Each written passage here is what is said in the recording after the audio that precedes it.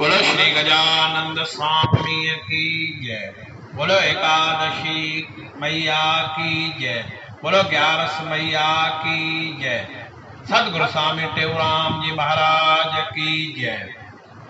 प्रभु प्रेमियों, अज जी जेका एकादशी आहे उन जो नालो आहे योगिनी एकादशी। अचो गॾिजी सब भगवान पासे ध्यान कयूं, सतगुरन पासे ध्यान कयूं ऐं हीअ कथा विस्तार सां ॿुधूं। अॼु सूमती 11 आहे, माना सूमर वारी 11 आहे। अॼु महादेव जो बि ॾींहुं आहे ऐं 11 माता जो बि ॾींहुं आहे। भगवान नारायण जो, भगवान कृष्ण जो ॾींहुं आहे योगिनी एकादशी। हीअ एकादशी ॼेठ जे कृष्ण पक्ष में घणे भाङे तारीख़ 23 या 24 थींदी आहे। योगिनी एकादशी जी कथा हेठिए रीत आहे, सब ध्यानपूर्वक ॿुधो। उल्कापुरी में राजा कुबेर राज कंदो हो। हू शंकर भगवान जो पुजारी हो। हिन वटि बाग में हिकिड़ो हेम नाले माली हो जो रोज राजा लाइ शंकर भगवान जे पूजा वास्ते बाग मां गुल पटे ऐं खणी ईंदो हुयो। हिकु ॾींहुं वेचारे मालीअ खां राजा लाइ गुल पटण विसरी विया। सभई चओ जय श्री कृष्ण, जय श्री कृष्ण। राजा खे ॾाढो क्रोध थियो ऐं मालीअ खे शराब ॾिनाई त तो शंकर भगवान जो अपराध कयो आहे जो गुल न आंदा अथई, तंहिं करे वञ तूं वञी कोड़ियो थी पंहिंजे स्त्रीअ खां विछड़ी कंहिं नीच स्थान में वञी करे वासो कर। सभई चओ जय श्री कृष्ण। शराब मिलण शर्त वेचारे मालीअ खे कोड़ जो मर्ज थी पियो ऐं हू स्त्रीअ खां विछड़ी वन में दुखी थी भिटकण लॻो। सभई चओ जय श्री कृष्ण, जय श्री कृष्ण। घुमंदे घुमंदे हिमालय पर्वत जे चोटीअ ते चढ़ी वियो, जिते हिन खे मार्कंडी ऋषि मिली वियो, जंहिंखे कुबेर राजा जी सर्वस्ती ॻाल्हि शराब जी, जेको शराब मिलियो हो, उहा ॻाल्हि हुनखे ॿुधाई।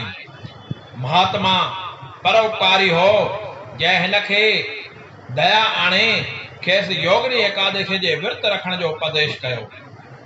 हेम मालीअ मार्कंडी ऋषिअ जे ॿुधाइण मूजिबि विधीअ पूर्वक योगिनी एकादशी जो विर्त रखियो, जंहिंजे विर्त जे प्रताप जे पुण्य करे हिन जो कोड़ सभा छुटी वियो ऐं अॻे खां बि सुंदर देही मिली पियसि। तंहिंखां पोइ हू पंहिंजे स्त्रीअ सां वञी मिलियो ऐं हर तरह जा सुख ऐं मज़ा मारण लॻो। ॾिसो, हिन एकादशी रखण सां कोड़ जहिड़ो बि मर्ज लही वञे थो। त अचो अॻियां छा था चवनि संत महात्माऊं।